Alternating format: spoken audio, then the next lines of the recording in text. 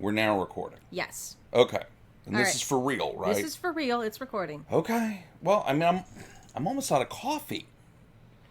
I've burned through a cup of coffee on, like, preliminaries. Okay. Hello, and welcome to Midweek Mochas at the Owlery. This week's show is for those of you still considering homeschooling. In fact, we want to help you address the very first question you're probably asking: should we even homeschool? Laura?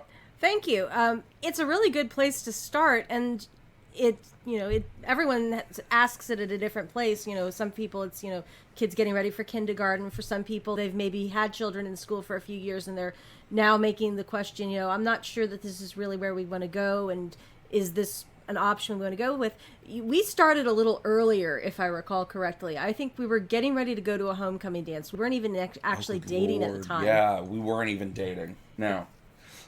Yeah, and I'm like, we're hanging out before the dance and just chatting as it is, and you just casually bring up, someday I might want to homeschool my children. I mean, like, very hypothetical children at the time. Well, yeah, but it was a normal conversation for where we went to college. That is true. We had several friends in our close circle who had been homeschooled. I remember begging my parents to let me homeschool myself when I was a young teenager. And they were convinced we'd go to jail or something like that if we did that. But it was the kind of school when a lot of people, dating was very much the question of, is this someone I want to marry? It was definitely focused on marriage rather than just hooking up. And so you were in a way asking, are you on the same page? Are you the kind of person who would want to build a life with me? Do we have the same things that we value and that matter? Yeah, because if you're not on the same page already, then why expend the effort or energy in dating? But I mean, as far as homeschooling, we knew some folks a few years ago who decided with their high schooler to pull their son out of regular school and start homeschooling because he'd gotten really, really good at, I think it was motocross or something like that. And they wanted the flexibility to help him pursue his athletic endeavor without the constraints of the regular school system. And that's actually a really good place to sort of lead into, because asking where you're at and are we on the same page are all at part of asking, what are your constraints? Which is, I think, the first place to think, what are the resources and constraints that you have? Yeah, I mean, how many kids are you talking about? We're homeschooling 6 kids. How old are they? Ours range from just shy of 20 down to 8. But when we started, we had one, 2.5, 3-year-olds. And we were already involved in the homeschooling community by the time he hit kind of preschool, kindergarten age. We know large families, small families. We had one friend who the school teacher recommended she pull her son out because he was getting assigned to a teacher the following year that she thought would not be a good fit with his temperament, and vice versa. And so she and her husband pulled him out for that 1 year, and they had so much fun they decided not to put him back in. He ended up being homeschooled all the way through high school. He's married with his own kids now, working professional. Yeah, but that question, that starting point is where are you at? And if you're asking things like, how many kids do you have, that's going to give you a sense of, am I ready to juggle that many? If you're only talking one, then maybe it's the question of, do I have enough to occupy them? Yeah, one or many, what are their ages? Other questions you're going to ask is, how supportive is your spouse or family? I mean, we were talking about the prospect of homeschooling even before we were dating. We know plenty of other people who've pulled up, and I remember one woman we knew through a homeschooling board a few years ago. Her husband was not at all supportive of the homeschooling. She was homeschooling in spite of his opposition. And then I've known people who initially, when they were in the very young children, they'd always spent their life certain that they were going to send their kids to a Catholic school or private school or whatever was right for their family. And then they found themselves homeschooling because that was just the situation where it's they didn't think that they were going to be homeschoolers, and then they did. And they've transitioned, I think, to an online school, but still the kids are still at home, and that's the thing is that saying. Well, and for the last 2 years, a lot of places, it didn't matter if your kids were in an institution officially or not. Everybody was schooling out of the house anyway. But how supportive is your spouse, your family, your social network? It's a question to consider when you're evaluating whether or not you should even homeschool. And then how stable is your situation? Are you moving every 6 months? Are you moving every few years because of military or job relocation? That may be a question where the instability is actually a point towards homeschooling, because the instability is about, your kids barely get settled into a school situation before they're having to go into another. Yeah. And We had some friends who moved to a foreign country, I don't know, 10 years ago now, 12 years ago, a while back. They had been homeschoolers here in the States. And when they moved to this foreign country, they went ahead and put their kids in the local schools because they figured that was the fastest way to help their kids assimilate to the new life they were living. And it worked out really, really well for them. Within a few months, really, the kids were fluent in the local language. And and that proved to be helpful for their assimilation into that new country. I know other people who, having moved to a foreign country, knew they were only going to be there a year, 2 years, because it was a temporary work assignment. They continued homeschooling their kids in the foreign country because they considered themselves just tourists on an extended visa. And then, if I recall correctly, watching there was a YouTube family we watched where they've been circumnavigating the globe on a boat, and they'd been homeschoolers before, and that allowed them, as they transitioned to being in a new country every few weeks, they had that homeschooling provided the stability in their life even when they weren't stable in terms of where they were in the world, and gave them something to do while they were making passage, because there's nothing to do on a boat when you're between ports. And so none of these questions are necessarily going to be a case of this is my answer, so therefore it's no. It's more giving you an assessment. Where are you at? Do you understand where you are? Because that's going to give you a sense of what are going to be the obstacles for you as you approach this. Are you going to have things, if you're sitting here thinking, I'm drowning with all these small kids, and I don't know how I would juggle the toddlers and the 5-year-old, then that may be a place where you could say, maybe I would be in a better position if I had children who weren't babes in arms. For other people, that's a situation where it's the perfect time to do it because you're getting all that time with your children, and it's just a case of where do you feel comfortable? Is that a situation where it's going to make sense for you? So in considering whether or not you should homeschool, start with where you're at. What resources do you have to work with? What are your constraints? The next thing you're going to consider, what are your goals? Yeah. Why do you want to homeschool? Is it a concern for physical safety? Is it a concern for curriculum content? Is it trying to focus on a certain aspect of education that is not really being supported in the current institutional environment? Is it because your child has a particularly adept facility at some sort of sport or art, and you want to be able to focus supporting the child and pursuing that vocation? All of these are things to take into consideration. Yeah, and it's like, for example, you had wanted to be homeschooled yourself. You weren't, but in the process, the schools that you ended up going to gave you a very different idea of what you thought was important in schooling. Yes. And one that was not easy to find in any institution. I was less concerned with homeschooling once I ended up in the experimental school in Philadelphia than when I was in normal, quote-unquote, normal parochial schools. But I had discovered on my own autodidacticism and reading books and seeking out knowledge in the pre-internet world. I learned to use a card catalog. I got my parents to sign off on me having lending privileges at the library that weren't restricted, so I could check out anything I could find.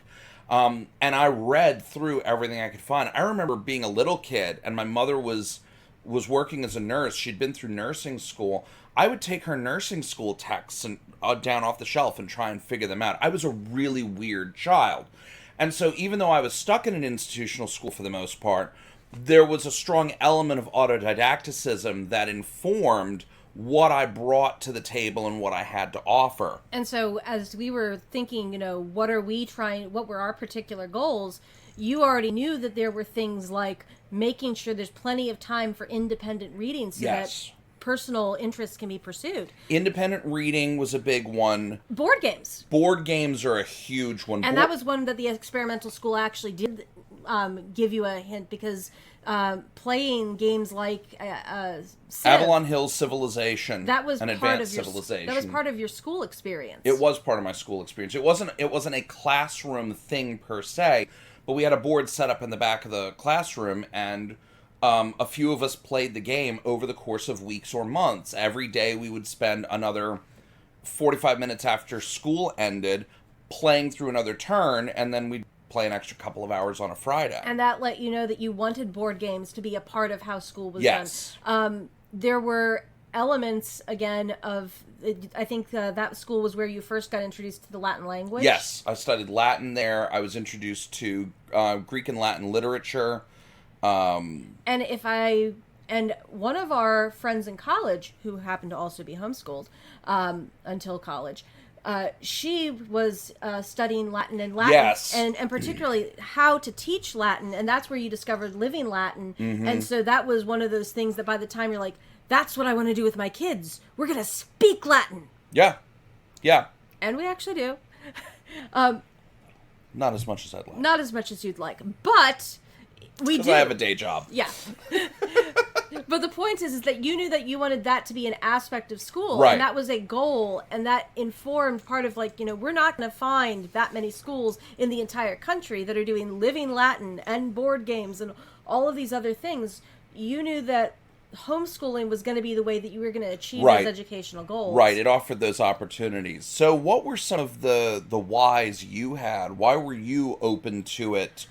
And why have you been willing to pursue it? I think that Going on 20 years now. obviously there was the issue of things like curriculum that, we chose to buy in an area that was affordable for us.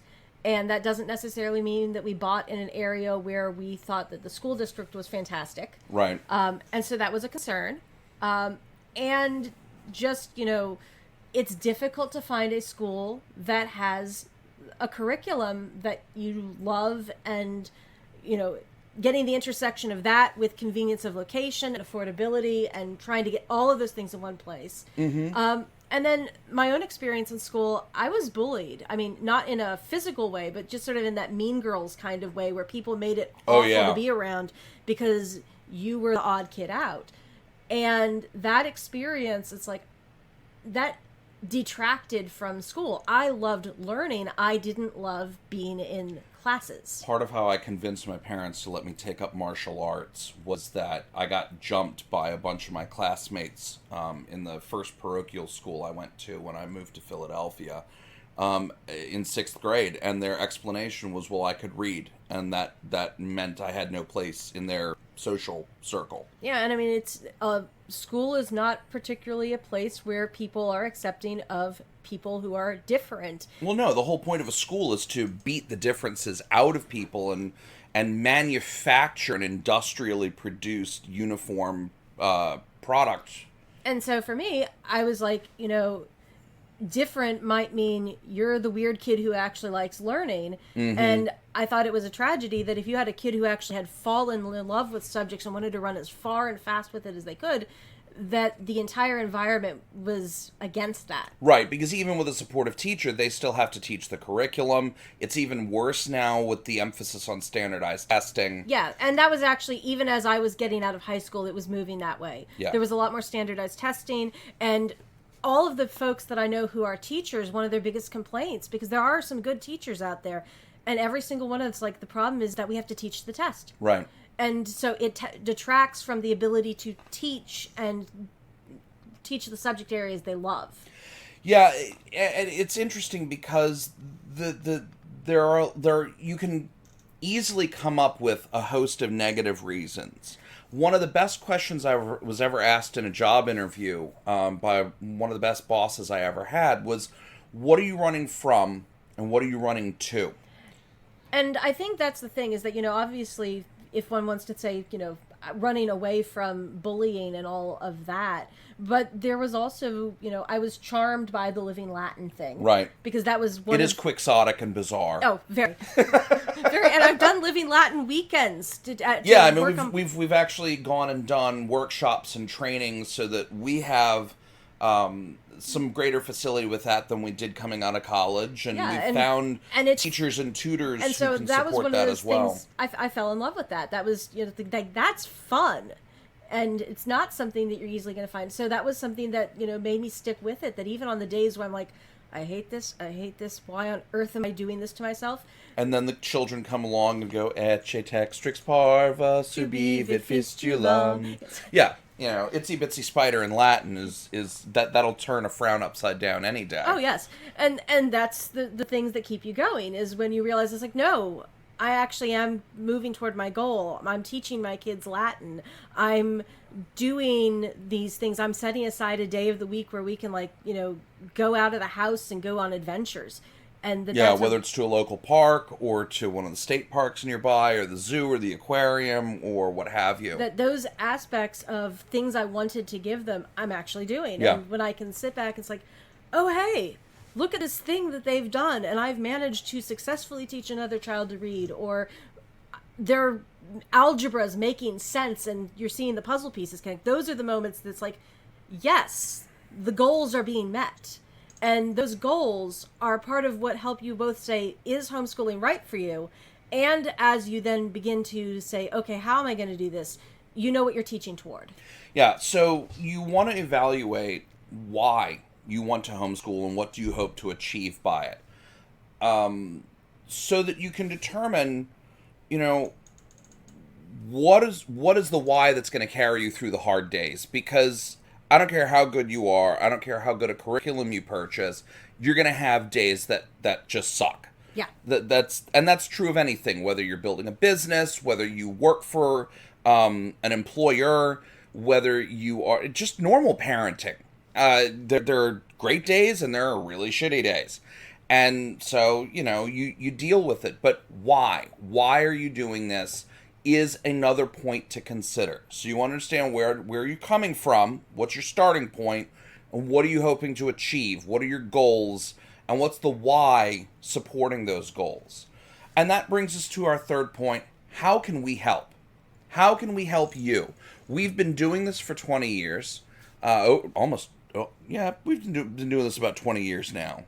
Our oldest is not quite 20. No, but we've been involved in homeschooling and supporting homeschooling. That's true. I mean, by the time we knew we were expecting a child, we were already starting to look into that. Yeah, because again, yeah.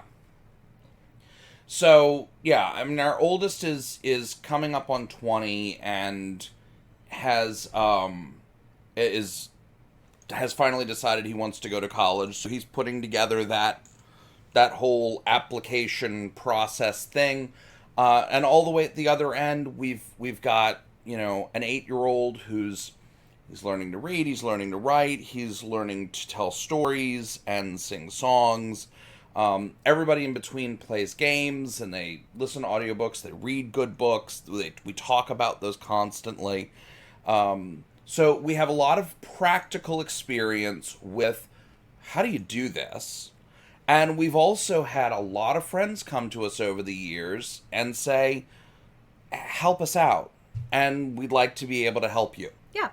So if there is a way that we could, if there's a place where you're looking at and you're saying, I think this might be where we need to go.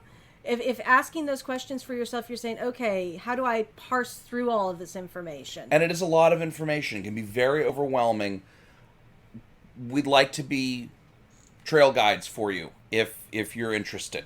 So how you can contact us is going to be down in the show notes. Okay. I think we've got links to our website and all of our social media.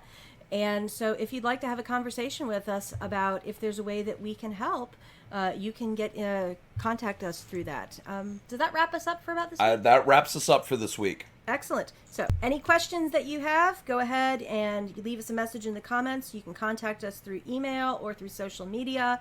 All of those notes are in the show notes. And thank you so much. Bye. Bye.